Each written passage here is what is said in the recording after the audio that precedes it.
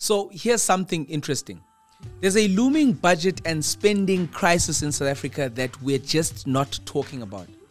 The South African national government spent 2 trillion rand in the 2022-23 financial year. Now, this is represented as a 6.1% increase from the 1.92 trillion that they spent in the previous year. The South African Revenue Services also announced its preliminary revenue collections results for the 22-23 financial year.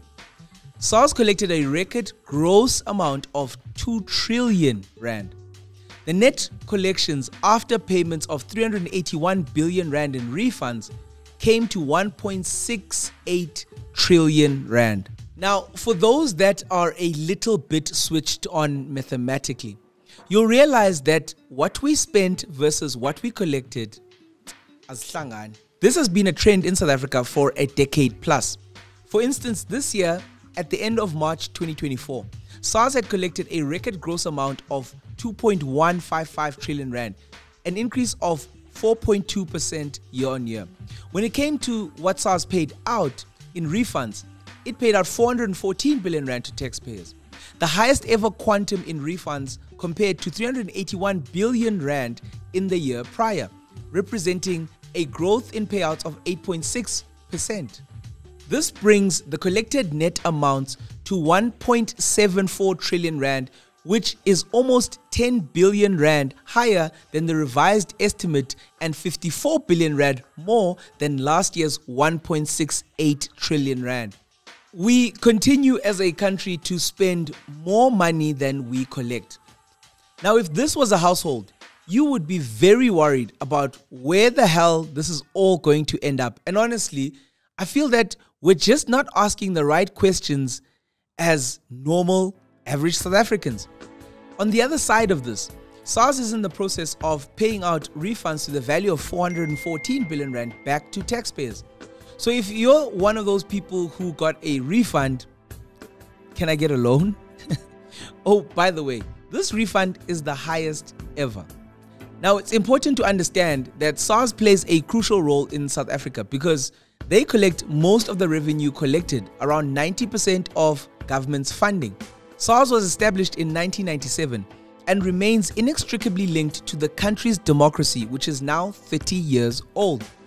Since its inception, SARS has collected 21.6 trillion rand, around 1.2 trillion US dollars in net tax revenues.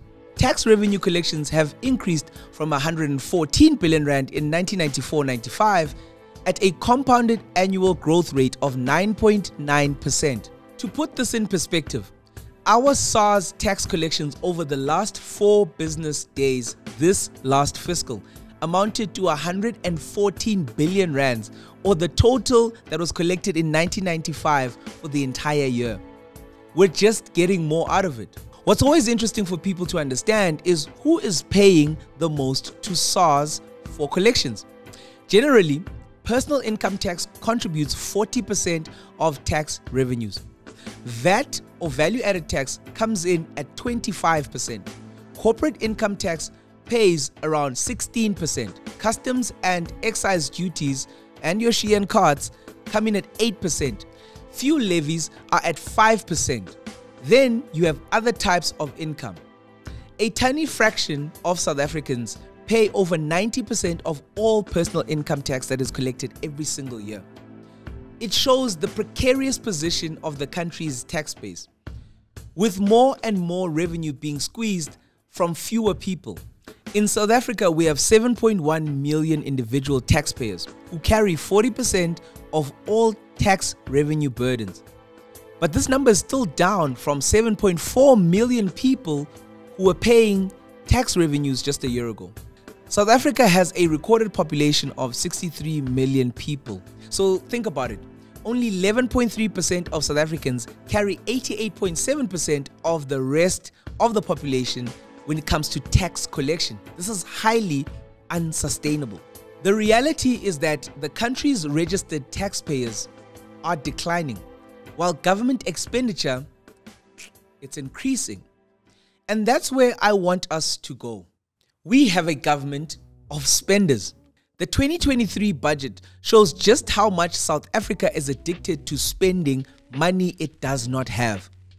In 2023, the proposed total consolidated government spending reached 2.2 trillion rand, most of which was for socio-economic programs with a focus on learning and culture, 475 billion rand. Social development got 378 billion rand and health 259 billion rand. Debt servicing costs, however, remained as one of the highest spending categories at 340 billion rand for fiscal year 23-24. What's even more insane is the expected future consolidated government spending. This is expected to increase to 2.4 trillion rand by the year 2025-26. By contrast, over the next 3 years, the country's revenue is expected to grow by 351 billion rand to reach 2 trillion rand in 25-26. By the time we get to 26, we would have again stretched our country's budget deficit. The difference between income and spending would then sit at around 470 billion rand plus. Debt repayment costs are expected to increase over the same period from 307 billion rand or 4.6% of our GDP in 22-23 to 397 billion rand or 5% of our GDP in the year of 2025-26. South Africa now pays more for servicing debts than they spend on the police, the army, law, courts, and prisons. Debt is now a major problem in this country. We spend more on servicing debts than we do for the economic development of this country, more than health and more than community development. We really aren't speaking about this enough, South Africans. We are not making enough money, nor are we growing the economy fast enough for us to close this gap. We have been focused on the expenses and we aren't aggressively talking enough about where the revenue growth is going to come from. If you ask people in government about what our economic strategy is, they will tell you about cost cutting and not revenue growth. To put it mildly, sisekakeni. I swear it, I swear to you. But what if there was a way forward? There are going to need to be a few drastic things that need to be done. Look, I don't think getting to debt-free will ever be possible for us as a country. We're still a developing nation after all. But we have to start cleaning up our act, guys. 1. South Africa must tighten up the regulations around business and the trade environment that we operate in. We have to stop talking about putting small businesses first and actually doing so. We need to start rewarding businesses below 10 million rand revenue per year and decrease their tax bill almost entirely, especially when they start to employ more than 10 to almost 20 people. These are the businesses that will support and create mass employment in our country. 2. Our government has to stop spending more than we make as a country on various programs. Yes. This is going to really be tough, as there are programs and initiatives that are now seen as being important, but they don't generate much for us. Think back to lockdowns. It was very clear for government and very easy for them to discern what is an essential service and or program and what isn't. We need to see this debt crisis as a pandemic in itself. And we need to do the right thing. Number 3, as Deputy Minister Zuko Kodlimpi articulated so well recently, we have to re-industrialize South Africa and make that industrial base the underpinning base for our economic plan and recovery. We have to create the business environment for big businesses as well as small to make things right here in South Africa again. You almost want to say, make South Africa great again. Competitive advantage can't be the only way to the promised economic land. If we only make what we have always done, that will only get us the same amount of money. Number 4, we have to be clear about the sectors of growth and communicate those with the business community. The industrialization program was, to me at least, a failure. And if there is somebody who has alternative data to show me otherwise, I'll gladly accept this information and debate on that.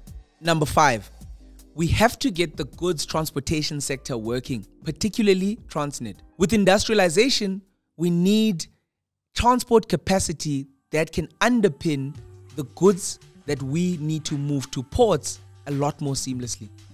Number 6, we need to professionalize government. We need to offer upside incentives for public servants who manage SOEs.